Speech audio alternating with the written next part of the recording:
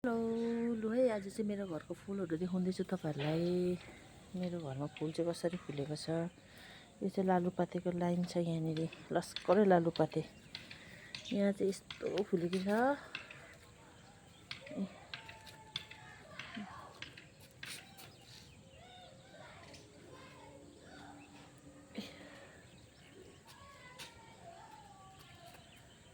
यस्तो फुल्यो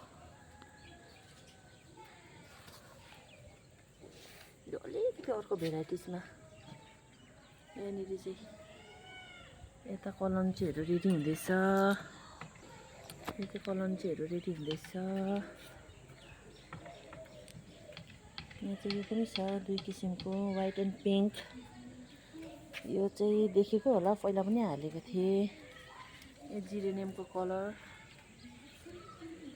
त्यो कलन्चीको न्यू कलर कनेक्सन छ। सुकिसकेछ हौ सबै। अब यहाँनिर फेरि यहाँ अलग्गै छ हो। यो त देखाएको थिएँ मैले तपाईँलाई। बोटभन्दा पनि धेरै, पातभन्दा पनि धेरै फुल भएको छ।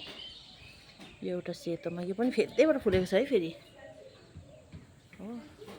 यता पनि कलौन्चे यता पनि छ। मेरोमा कलौन्चे चाहिँ 105वटा पट भएको छ। यो खोर्सानी चाहिँ सालैभरि खानु नि पुग्छ हो।